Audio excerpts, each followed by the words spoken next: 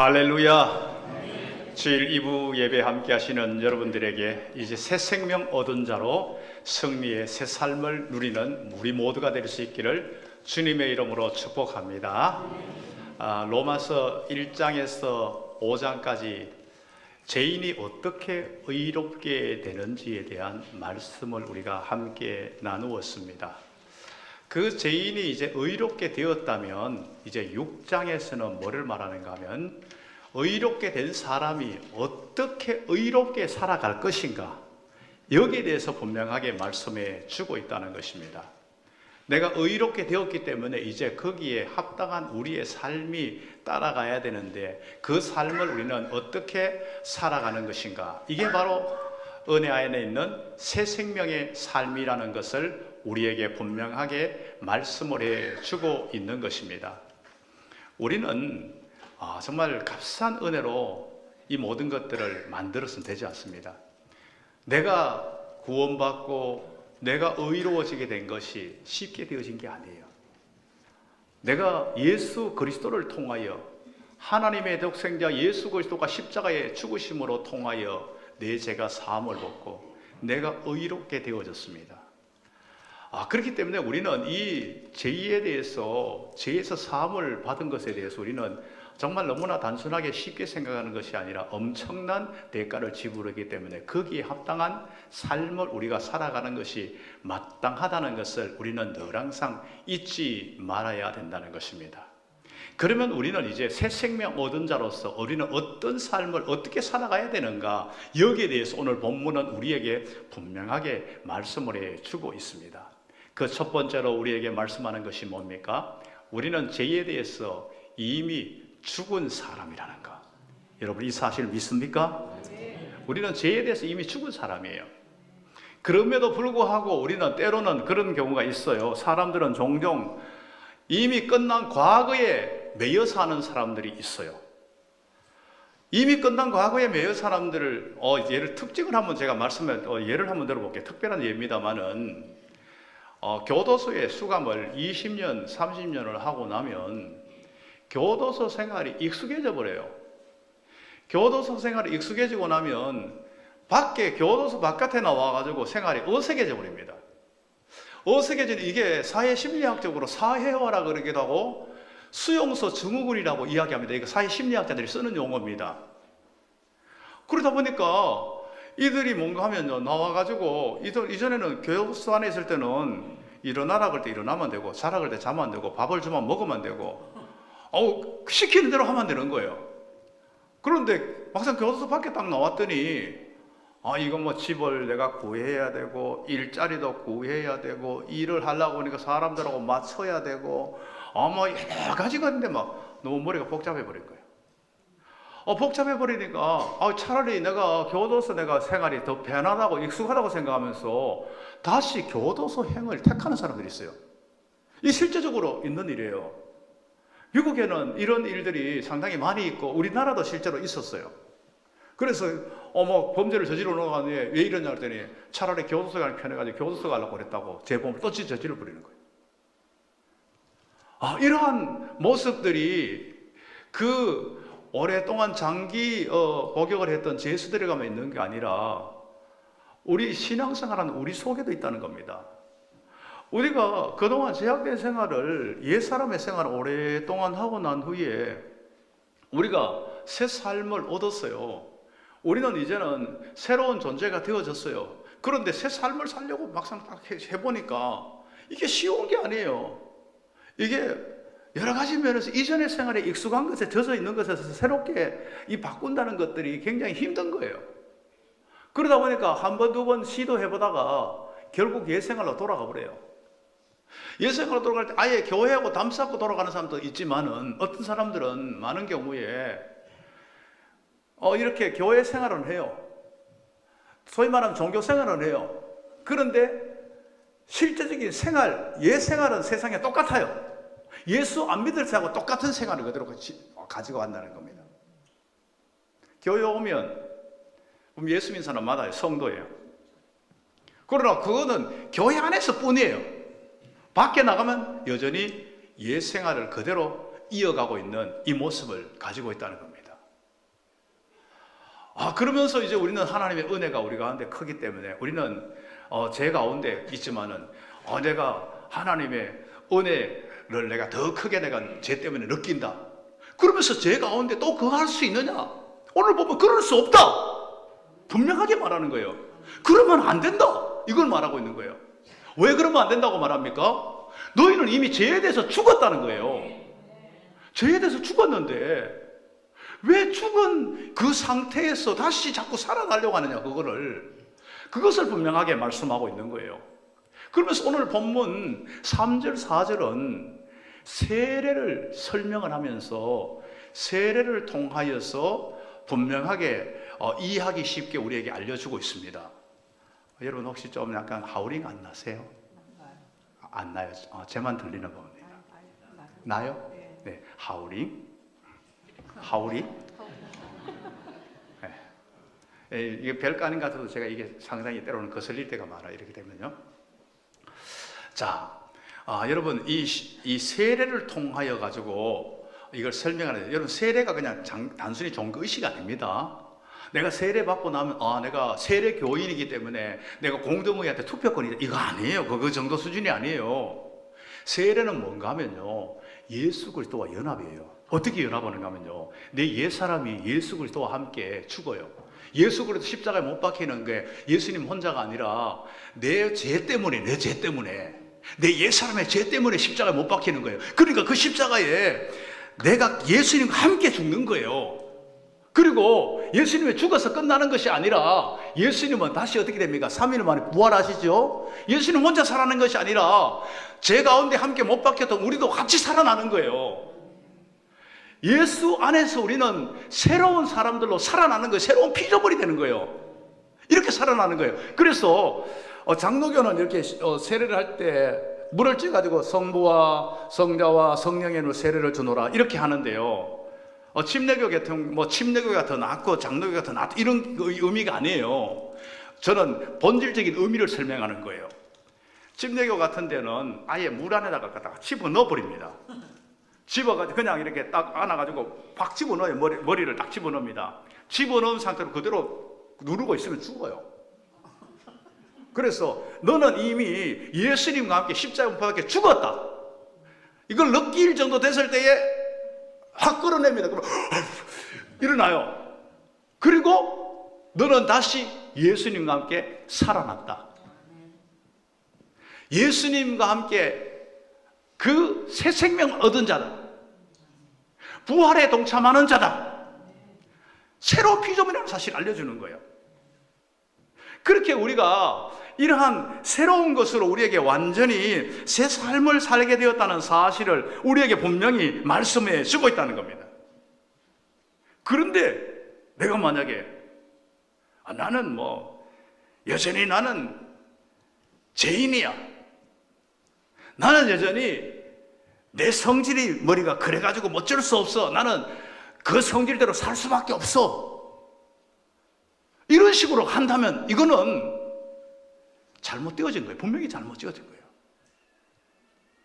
우리가 이전에 옛사람은 죽은 거예요. 죽었는데 자꾸 내가 살아있다고 자꾸 하고 있으면 이것을 아무 무가치하게 만들어버리고 이것을 믿지 못하는 사람이 된다는 것을 우리에게 분명하게 말씀을 해주고 있다는 겁니다. 이제 그것은 나한테 주인이 될 수 없어요. 제가 더 이상 주인이 될 수 없어요. 여기서 분명히 말씀하고 있는 중요한 것이 죽었다는 것은 죽었다는 겁니다. 죽었다는 것은 더 이상 제가 영향력을 발하지 못하게 됐다는 겁니다. 내 주인 역할을 더 이상 할 수 없는 상태가 되었다는 겁니다. 그렇기 때문에 우리는 이제 죄에서 우리는 새 삶을 살아가는 게 당연한 것이지 제약된 옛 사람의 삶을 살아가는 이건 잘못되어졌다는 것을 우리는 분명히 인식하고 살아가는 것이 참으로 중요하다는 것을 우리에게 분명하게 말씀해 주고 있다는 겁니다. 제가 우리 가운데서 이제는 더 이상 영향력을 발하지 못하도록 너는 나하고 결별되었다. 너는 이제 죽었다. 너와 상관이 없다. 이 사실을 분명하게 밝히는 것이 우리에게 중요하다는 것을 우리는 잊지 말아야 한다는 겁니다. 그 다음에 우리에게 두 번째로 우리에게 주시는 말씀이 무엇입니까? 두 번째, 우리는 그리스도와 함께 살아난 새로운 존재라는 겁니다. 죽은 것으로 끝난 게 아니에요.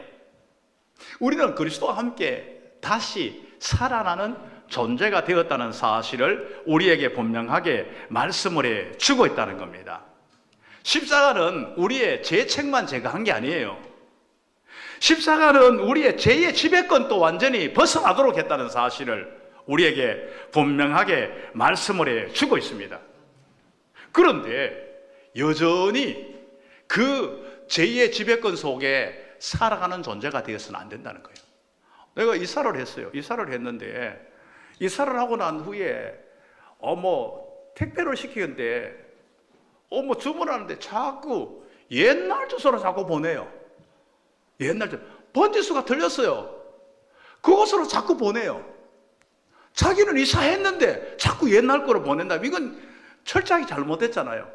그런데 내가 이미 그 제약된 옛 사람에서 이제는 벗어나가지고 새 사람으로 되어졌는데 자꾸 옛 사람을 찾고 있는 거예요. 옛 사람 속에 자꾸 머무르려고 하는 거, 이건 철저하게 잘못됐다는 겁니다. 이제 우리는 그리스도와 함께 새 사람으로, 새로운 존재로 살아난 존재가 됐다는 것을 우리에게 분명하게 말씀을 해 주고 있는 것입니다. 그래서 5절에서 이렇게 말씀을 하고 있어요. 5절 말씀에서 만일 우리가 그의 죽으심과 같은 모양으로 연합한 자가 되었으면 또한 그의 부활과 같은 모양으로 연합한 자가 되리라. 앞서 말씀드렸죠? 죄와 우리 주님과 함께 십자가에 죽었어요. 죽은 걸 끝내가 우리는 십자가와 함께 죽은 것을 끝낸 것이 아니라 부활과 함께 연합해서 새로운 피조물이 된 그러한 존재로 우리는 살아나게 되었다는 것을 우리에게 분명히 말씀해 주고 있다는 겁니다. 못 받겠다는 게 못 받겠다는 거. 못 받겠다는 건 죽었다는 거예요. 그 죽었다는 거. 그 다음에 부활하시면 살았다는 거잖아요. 다시 살아나심에 우리는 동참하게 되었다는 것을 우리에게 분명하게 말씀해 주고 있다는 겁니다. 그런데 우리는 여전히 옛사람의 그러한 모습 속에 머물러 있어서는 안 된다는 겁니다. 우리는 그 속에서 완전히 자유함을 누리고 우리는 그 속에서 완전히 새로운 존재가 되었음을 우리에게 분명히 말씀해 주고 있습니다. 그럼에도 불구하고 여전히 나는 죄는 어쩔 수 없어, 나는 죄 가운데 벗어날 수가 없어, 이러한 식으로 살아가서는 안 된다는 것을 우리에게 분명히 말씀해 주고 있습니다. 우리가 그러한 어떠한 죄가 막 우리에게 미움과 시기와 탐냄과 질투와 여러 가지 이런 것으로만 죄가 다가 아니에요. 주님께서 우리를 새롭게 살리는 데서는 뭐까지 연결되어지는가 하면요, 우리의 여러 가지 이전에 실패했던 그 모든 것들도 우리를 완전히 벗어나게 만들었습니다. 내가 어떠한 다른 사람에게 나는 배척당하고 다른 사람이 나를 싫어하고 미워한다는 이러한 것의 쓴뿌리라든가 이러한 여러 가지 내 눌려있는 이 감정에 대해서도 완전히 벗어나게 만들어줬다는 거 우리 알아야 됩니다. 여러분, 제 자신을 통해서 한번 여러분들에게 설명을 해볼게요. 저는 20대 초반에요, 정말 안 돼도 그렇게 안 될 수가 없었어요. 하는 일마다 다 안 됐어요. 모든 실패를 거듭했어요. 시험 치면 떨어지고 뭘 하면 무조건 안 되고, 그러다 보니까 제가 20대 초반에 그랬어요. 저는 나는 뭐 안 돼. 뭘 해도 안 된다고 생각되는 거예요. 여러분 한번 생각해 보세요. 한참 꿈을 키워야 되는데 4번, 5번 계속 연달아 그런 경험을 하고 나면요, 그러고 나면 막상 시험에 딱 들어가더라도 나는 이 시험에 안 될 거야, 이 생각을 딱 하는 거예요. 무슨 일을 시도하려고 하면 나는 이 일은 안 될 거야, 이래 딱 돼버리는 거예요. 참 제가 비참하죠. 20대 한참 꿈을 키워야 될 그 상황에서 그런 상황이 되어 있었으니까요. 제가 아마 그 상태로 그대로 그걸 그대로 내 썬뿌리로 그대로 가져왔으면 지금도 똑같을 거예요. 뭘 하면서 출발하면서 너는 안 돼, 너는 소용없어, 너는 또 실패할 거야, 너는 또 떨어질 거야, 이런 식으로 아마 저는 거기에 갇혀있는 상태가 될지도 몰라요. 하나님께서 저에게 은혜를 주시면서 이것을 끊어버리도록 한 거예요. 너가 지금 현재 실패하는 이 모든 것들은 내가 너를 통해서 너를 다듬어 간다, 너를 새롭게 만드는 과정에 불과한 것이라는 사실을 깨닫게 해주셨어요. 나를 단련시켜가지고 나를 정말 하나님이 원하시는 모습으로 불순물을 제거하고 빚어 만든다는 사실을 저한테 깨닫게 해줬어요. 그리고 난 후에 제가 이제 그 시간들이 벗어나고 난 후에 희한한 것은요, 20대 후반이 딱 됐는데요, 하는 것마다 다 되네요. 하는 것마다 다 돼. 실력이 있어서 되는 게 아니라 정말 하는 것마다 다 돼요. 모든 것들이 그냥 너무 잘 되어지니까 무서울 정도로 잘 되는 거예요. 그러니까 우리 친구들 중에는요, 조칠수도 저게 되네. 그러면 내가 안 될 리가 없지. 여지없이 다 미끄러져 버렸어요. 여지없이 다 미끄러졌어요. 나하고 자신하고 비교하니까 객관적으로 자기가 훨씬 뛰어나거든요, 모든 부분에서.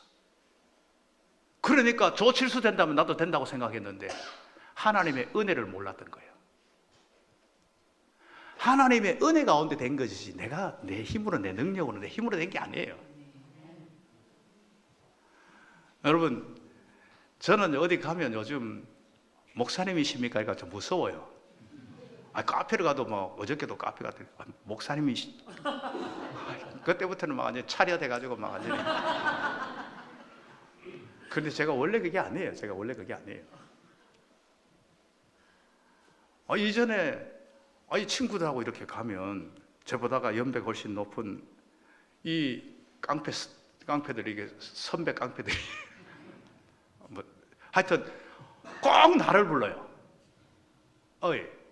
그쪽에, 내가 이쪽으로 가면 이쪽에 있는, 제일 옆에 있는 놈, 중간에 가면 중간에 있는 놈,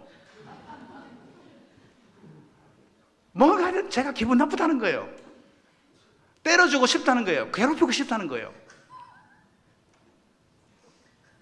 제가 만약에 그 상태로 계속 있었으면 나는 기분 나쁘게 생긴 놈이야. 나는 미움받을 존재야.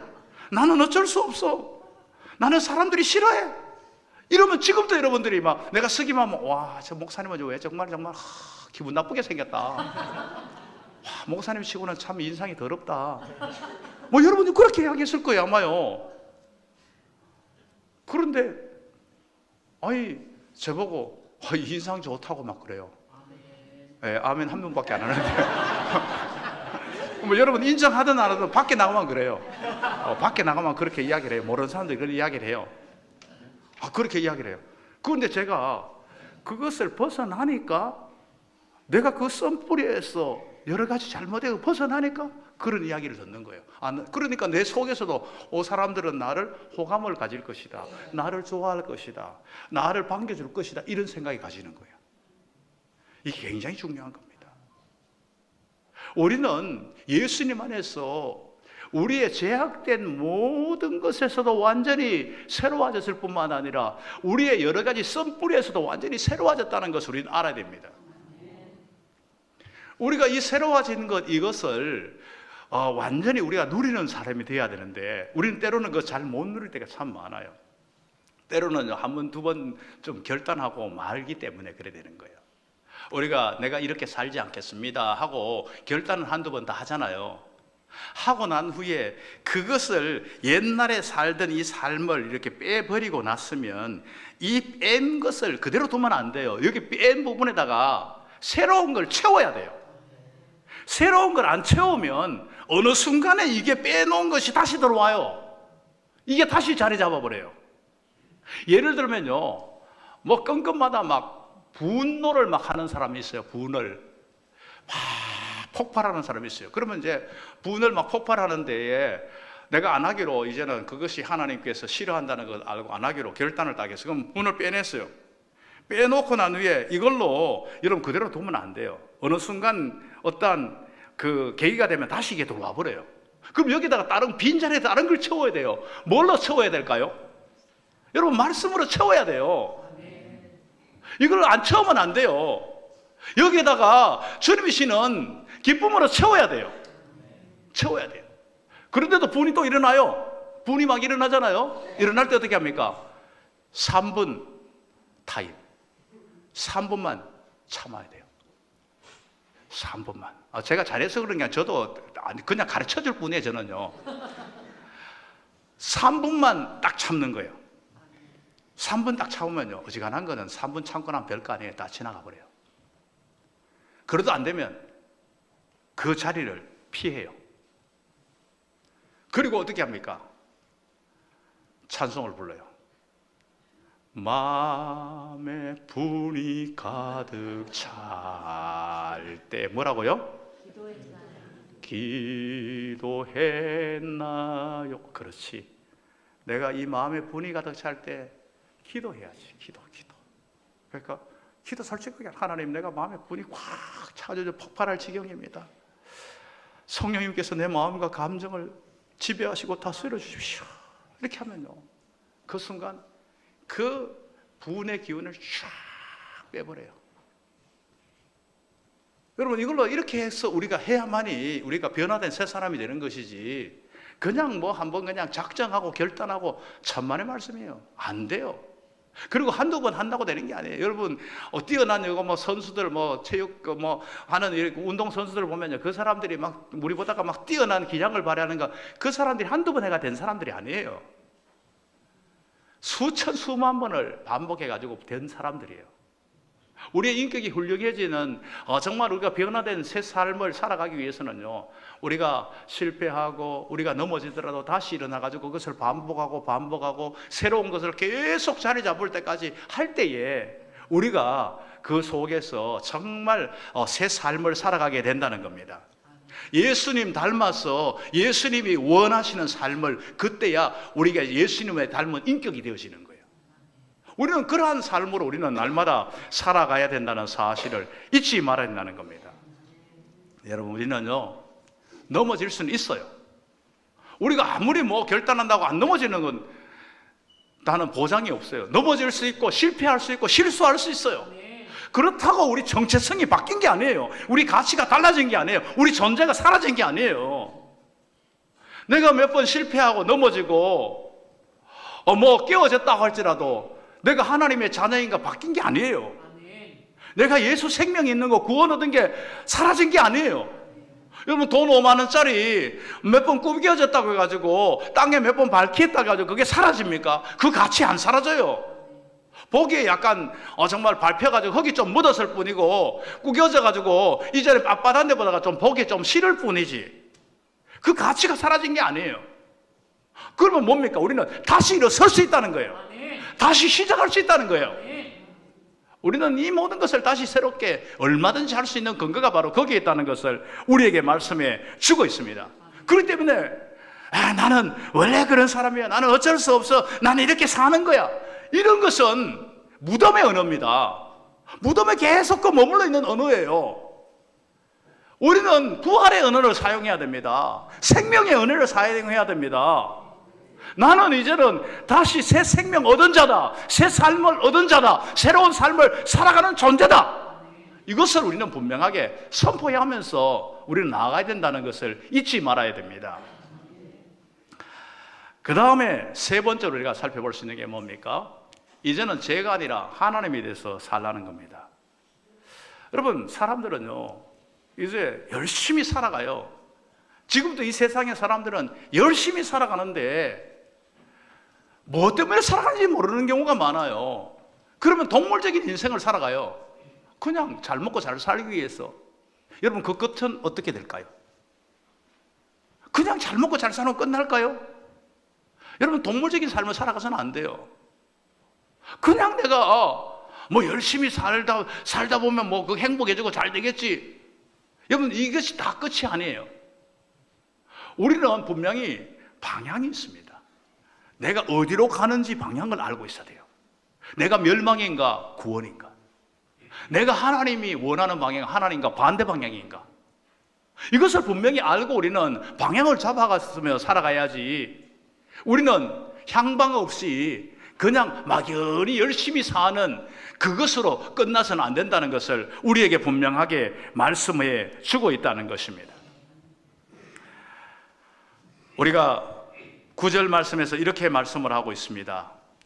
9절입니다. 같이 읽습니다. 자, 시작. 이는 그리스도께서 죽은 자 가운데서 살아나셨음에 다시 죽지 아니하시고 사망이 다시 그를 주장하지 못할 줄을 알미로다. 자, 그러면서 이제 이것을 분명하게 새긴 사람은 11절입니다. 11절 같이 읽습니다. 자, 시작. 이와 같이 너희도 너희 자신이 죄에 대해서는 죽은 자요 그리스도 예수 안에서는 하나님에 대해서 살아있는 자로 여길지어다. 아멘. 뭐에 대해서는 죽은 자요?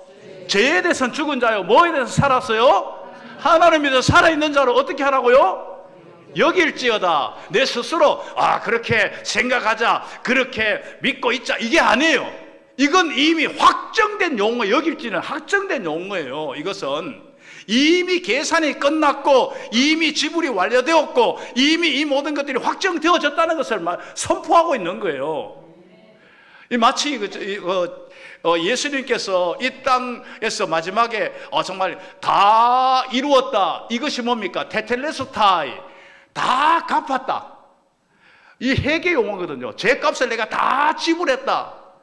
모든 온 인류의 죄값을 다 지불했다. 이거 똑같은 거예요. 여기일지어다. 이 모든 것들이 이제 확정되어졌다. 하나님께서 다 살아있는 자로 이제는 확정되어졌다. 완전히 이것이 완전히 우리에게 주어졌다. 이 사실을 우리에게 밝히고 있는 거예요. 이 사실을 우리가 확실하게 믿고 살아가는 우리의 삶이 되어야 된다는 겁니다.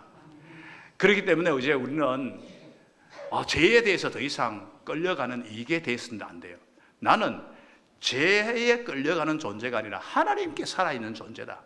하나님과 살아있는 예수 그리스도와 연합된 존재다. 이 사실을 분명하게 선포하며 나아가야 된다는 것입니다. 죄는 우리를 더 이상 주장할 권리가 없어요.